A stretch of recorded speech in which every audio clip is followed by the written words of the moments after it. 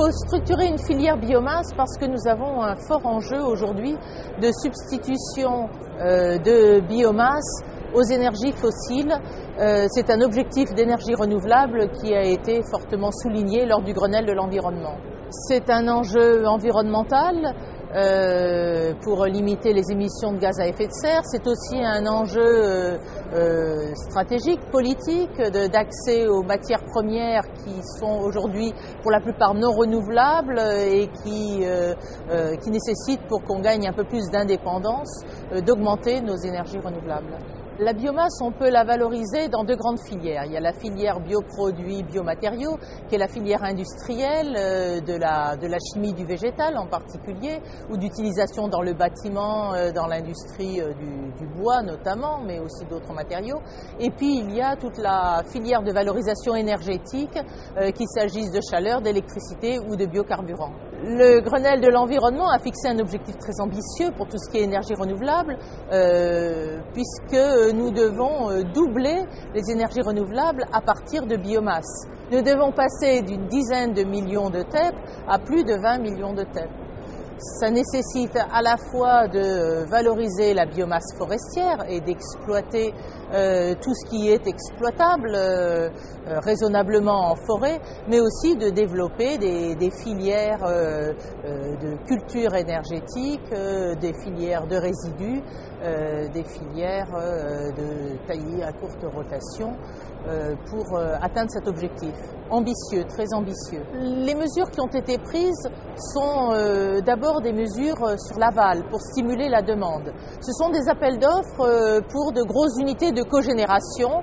Les premiers appels d'offres étaient sur des unités de très grosse puissance, puisqu'ils dépassaient 9 MW. Le dernier projet descend jusqu'à 3 MW. Ce sont de grosses unités qui produisent à la fois chaleur et électricité.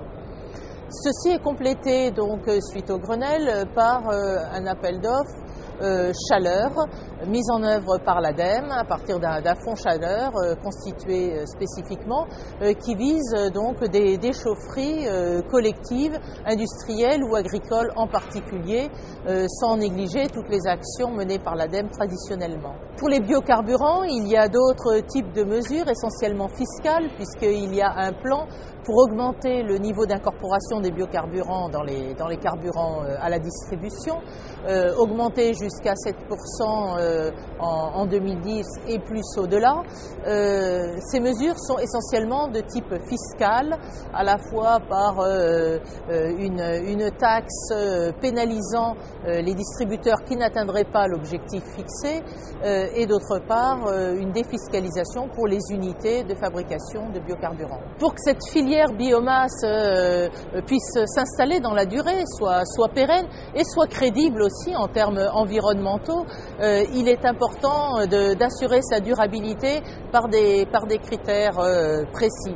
En effet, il est important qu'elle n'entre pas en concurrence à la fois avec la filière alimentaire, que les terres arables dont nous avons besoin soient préservées, mais aussi qu'elle n'entre pas en concurrence avec d'autres usages du bois, comme par exemple le papier, la trituration, la fabrication de meubles en contreplaqué, etc. Il est important aussi, d'un point de vue agronomique, que l'utilisation importante des résidus de culture ou du bois dont nous avons besoin ne conduise pas à épuiser les sols et donc qu'il y ait un certain retour au sol qui perdure. Toutes ces conditions font l'objet de